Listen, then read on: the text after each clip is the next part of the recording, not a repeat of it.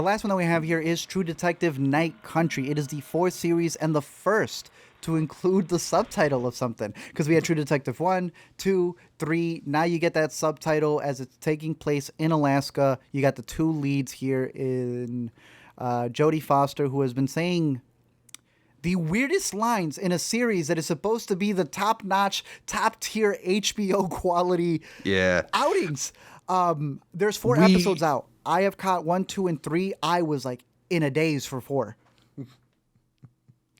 We should also mention, aside from this being the first True Detective season that has a subtitle, it's the first True Detective season since they've separated from a writer-producer, Nick Pizzolatto. He still has an executive producer credit, but that seems to be the limit of his involvement, considering some of his comments.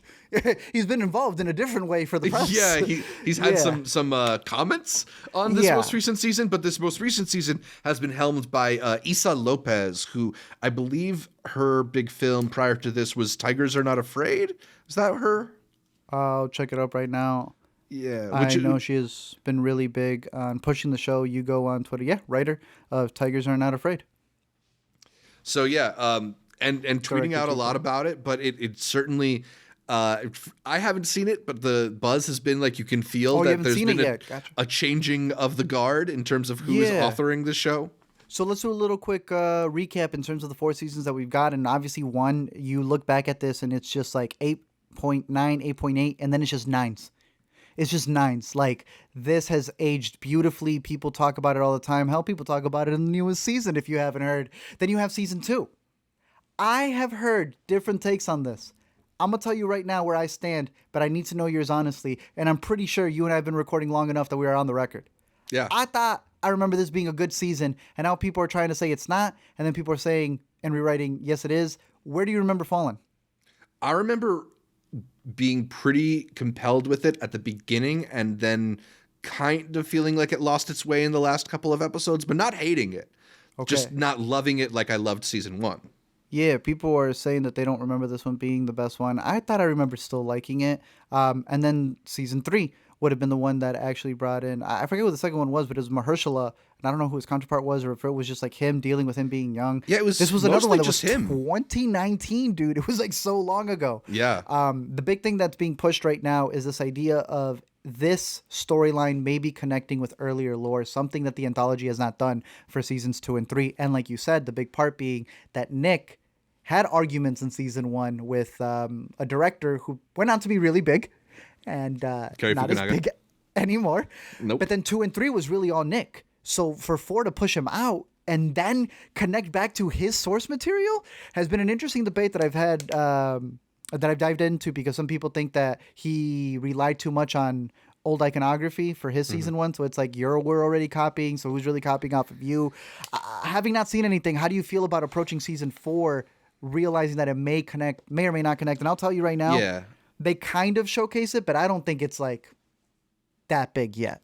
It's big, but it's not overbearing. Before I answer that question, do you feel like somebody like my mom, who's not necessarily like reading into, art on the wall, like she wouldn't even know that it's referencing season 1? She wouldn't even care.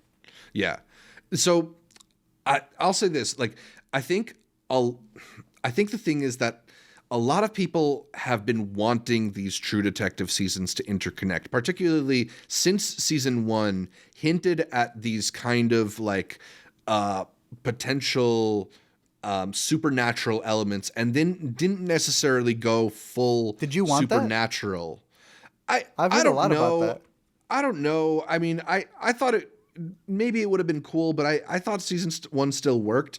But I think there's just been this hunger for people to have like some kind of larger thing going on in these shows. And for season 2, I think there were some people who were like, oh, does this connect back to season 1? People really, really wanted that. They like that stuff, yeah. So it feels a lot like she's sort of playing into that viewer desire for it. Now, but as a creator... yeah, I feel like unless you got like a pretty good reason to do it, then it sounds a lot like fan service to me. And that's the thing. Are you a person who considers fan fiction to be out the window the moment it's picked up by a company? The moment that HBO owns it, it's no longer fan fiction, or is it still not fan fiction if it came from an outside source? Well, I mean, like, you know, I think it ends up feeling less inventive if people who are sitting at home and read it already came up with it, if that makes any sense. Sure, but people love the Scream movies. Scream 5 and 6 did numbers. I cannot think of a I more don't love those fanfiction movies. movie. But that's what I'm saying. People still related to it.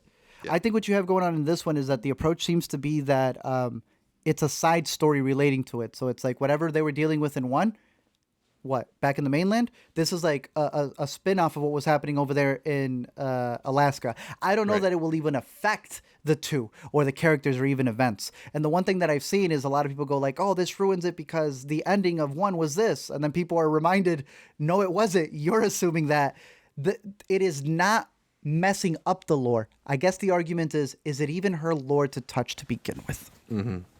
Would she be mad if someone made Tigers Are Afraid too? That's where I think it gets funny because you already know what the answer for that is going to be. I am interested. I think season 4 has been good. I know she's been talking about review bombing. I don't think these 2 episodes are way worse than the other ones. I don't understand why they're rated worse. But as you know, these were the episodes that introduced the connection back. I am curious to see this fan fiction take, whatever you want to call it. HBO sanctioned it. I want to hear the story. I want to see it finished. Even if I also do believe that Nick kind of has a reason to be mad. If she decides to actually wrap up season 4 in the way that season 1 did not go, which was that mystical sense, that Lovecraft country thing that people wanted, I'm going to be a little torn. It's going to give us something that some of us were looking forward to. But again, who is she to change that story when that wasn't the whole point of this entire thing that is True Detective? Yeah. And there is a quote that Jodie says, there is an answer, and we're going to find it. And it's almost like damn near winking at the audience, bro. So I'm a little concerned here because they are playing with the thing almost in the setting. I think one of the benefits of being an anthology is that even though they are, as you mentioned, trying to have certain aspects line up with other seasons, that like you do kind of get the chance to wipe the slate clean every year. So I don't know if I'm like morally against doing this kind of approach that is really referential. Like it sounds to me almost like that Black Mirror episode that referenced all the other Black Mirror episodes or something like that. But that's a little more funny, I think. Sure. Everyone kind of liked that one a bit more. Yeah. I haven't seen True Detective, so this could change the lore that he had set up, and even more than that, what if he had an idea? You know, like what if he was going to do it, and then he can do it in season 5 if HBO allows him to.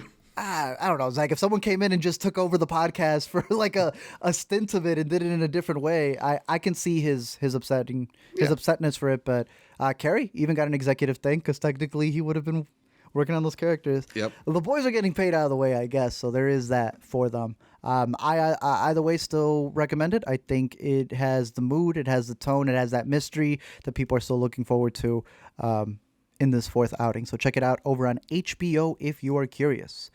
And that wraps up all of the theater, all the streaming, all of the series once again. You know, we made it out to Sundance and we had 60-something movies along with some shorts, some TV episodes I think that they also had out there that we talked about for Sundance. So we were missing a couple of things and now we are caught up. We are back to our weekly, regularly scheduled programming for February before we do it all again.